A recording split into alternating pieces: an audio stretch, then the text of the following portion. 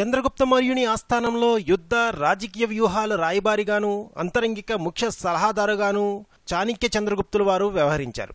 కేవలం రాజనీతి విషయాలే కాదు, కుటుంబం, భార్యాభర్తల మధ్య అనుబంధం లాంటి అంశాల్లో కూడా అపారమైన జ్ఞానాన్ని అందించారు.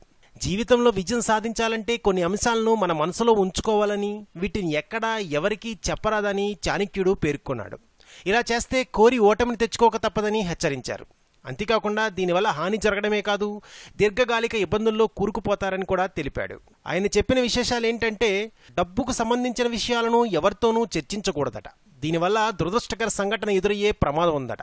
అలాగే కొన్ని సందర్భాల్లో సహచరులు కూడా మీ నుంచి ఆశించే అవకాశం ఉందట. ఆచార్యులు, గురువులు ఉపదేశించిన మంత్రాన్ని ఎవరికీ చెప్పరాదట.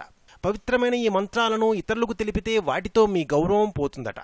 కుటుంబ సభ్యుల మధ్య తలెత్తిన గొడవల గురించి బయటవారితో చర్చించరాదట. ఈ సమస్యలు ప్రతి కుటుంబంలోనూ ఉంటాయి. కొన్ని సందర్భాల్లో బయట వ్యక్తులు వీటిని అలుసుగా తీసుకుని మీ పట్ల అమర్యాదగా ప్రవర్తిస్తారట. ఇతరులకు ఇచ్చే బహుమతులు, కానుకలు, ధన సహాయాలను రహస్యంగా ఉంచాలట. వీటిని భగవంతునికి సమర్పించినట్లే భావించాలట. వయసు విషయంలో ఎప్పుడూ నిజం చెప్పకూడదట. సామర్థ్యానికి వయసుతో సంబంధం లేదు. ఉత్సాహమైన మనస్సుకు వయస్సు అడ్డంకి కాదు. మీ మెదడు అద్భుతంగా ఆలోచించగలదు. అలాగే మీరు చేసే పనులు కూడా ఫలప్రదమవుతాయి. శృంగార జీవితం గురించి కూడా రహస్యాన్ని పాటించాలట. మీతో లైంగిక సహజీవనం చేసేవాళ్లు కేవలం మీకు మాత్రమే సొంతం.